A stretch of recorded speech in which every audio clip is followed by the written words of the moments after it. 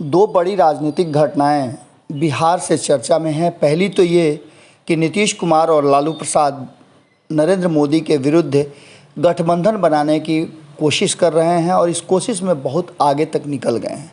वहीं दूसरी सबसे महत्वपूर्ण चर्चा ये है कि क्या तेजस्वी यादव को नीतीश कुमार सीएम की कुर्सी सौंपेंगे। इन दोनों ही चर्चाओं में सबसे महत्वपूर्ण नीतीश कुमार हैं, क्योंकि जहां एक तरफ विपक्षी एकजुटता को लेकर के लालू प्रसाद नीतीश कुमार को उसके मुखिया बनाना चाहते हैं। इसके लिए आपने देखा होगा कि एक दिन पहले ही लालू प्रसाद खुद सोनिया गांधी से मिलाने के लिए नीतीश कुमार को लेकर के गए थे। इससे पहले 3 दिवसीय दौरा पर जब नीतीश कुमार दिल्ली गए थे तब भी आपने देखा होगा कि किस तरह से नीतीश कुमार से मिलाने के लिए लालू प्रसाद पटना बैठे बैठे ही कार्यक्रम बना रहे थे और सभी को मिलने के लिए फ़ोन भी किया था। इन सारी बातों को लेकर के नीतीश कुमार जब दिल्ली से लौट करके आए तो 50% वो संतुष्ट थे और 50% असंतुष्ट दिख रहे थे, क्योंकि उन्होंने तभी ये बात घोषणा की कि वो प्रधानमंत्री के उम्मीदवार नहीं हैं। इसके साथ ही दिल्ली जाने से इस बार ठीक पहले उन्होंने पटना में पत्रकारों से कहा था कि वो किसी पद के लालची नहीं है, बल्कि सेवा भाव से वो सत्ता या राजनीति में हैं। उन्होंने कहा कि अब मुझे कुछ नहीं चाहिए, बाकी ये लोग देखेंगे। इस बात के साथ ही वो पटना से दिल्ली गए थे। हरियाणा में एक कार्यक्रम था देवीलाल के जयंती पर, उस कार्यक्रम में भी शामिल हुए थे और उस कार्यक्रम में पहले से ये बात कही जा रही थी कि देश भर के जो भाजपा विरोधी दल हैं उसके प्रमुख नेता और कई राज्यों के गैर भाजपाई राज्यों के मुख्यमंत्री भी वहाँ पहुँचेंगे। लगभग कई लोगों को निमंत्रण भी दिया हुआ था, लेकिन इन सब के बीच में आपको बता दें कि जो कार्यक्रम हुआ उस कार्यक्रम में नीतीश कुमार को छोड़कर और कोई हाजिर नहीं हुआ। ये सारी बातें आप जानते हैं और इन बातों के पीछे सबसे बड़ी वजह है कि अब भारतीय जनता पार्टी को ये जो पूरा कार्यक्रम रहा विपक्ष का, उसने संजीवनी बूटी दे दी है। आपको बता दें कि जैसा कि आप सभी जानते हैं कि भारतीय जनता पार्टी को बिहार में बिल्कुल अकेला छोड़ दिया था, कर दिया था नीतीश कुमार ने। नीतीश कुमार महागठबंधन में आए तो 7 दलों का उन्हें समर्थन प्राप्त हुआ।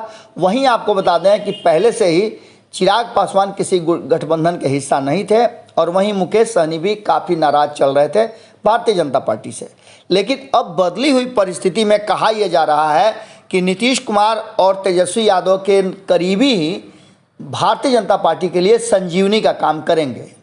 लगातार इस बात की चर्चा आप सुन रहे होंगे कि केंद्र में मंत्रिमंडल का गठन होने जा रहा है। उस मंत्रिमंडल में भारतीय जनता पार्टी ने कई लोगों को निमंत्रण दे दिया है। जो लोग भी भारतीय जनता पार्टी के साथ आएंगे उन्हें बेहतर ऑप्शन दिया जाएगा। इस ऑप्शन में आगे आने वाले 2024 के चुनाव की भी चर्चा है और 2025 में भी चर्चा है। इस बार भारतीय जनता पार्टी ने कहा है कि हमसे लिख करके ले लीजिए कि जो वादा करेंगे वो पूरा भी करेंगे। इन सारी बातों को लेकर के कई दौर की बैठकें हो चुकी हैं और इन बैठकों में भारतीय जनता पार्टी ने स्पष्ट तरीके से जो भी नीतीश कुमार और तेजस्वी यादव के साथ हैं या साथ जाने की इच्छा रखते हैं या फिर उनके साथ रह करके संतुष्ट नहीं हैं, इसके पीछे हमने आपको कई बार बताया है कि भारतीय जनता पार्टी के पास बहुत सारे ऑप्शन हैं, क्योंकि वो सत्ता में है।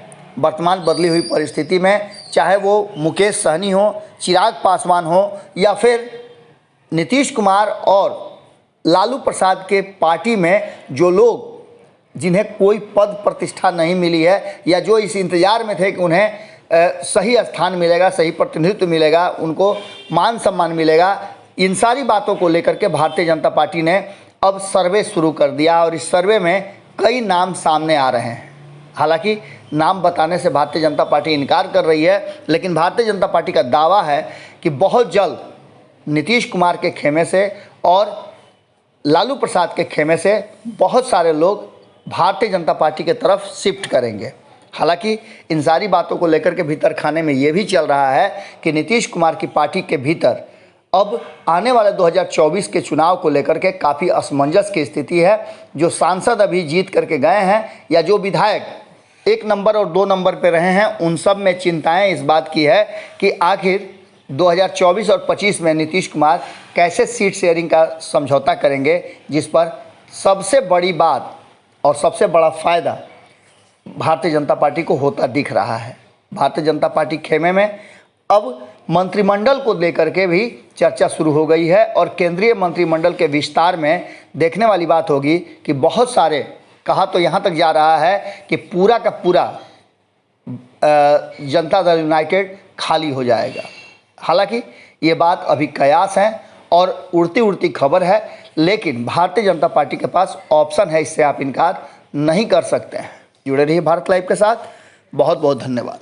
अगर ये वीडियो पसंद आई और वह बिहार के राजनीति और बिहारियत से सरोकार रखेनी तो सब्सक्राइब बटन दबा के चैनल के सब्सक्राइब कर ली। ओजे एगो घंटी बा, ओकरा बटन दबा देला से कुल सटीक और मारक खबर रुआ मुफ्त में मिल जाई।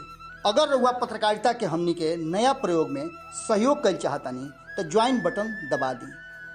पेटीएम नंबर नोट कर ली 9386816700। धन्यवाद।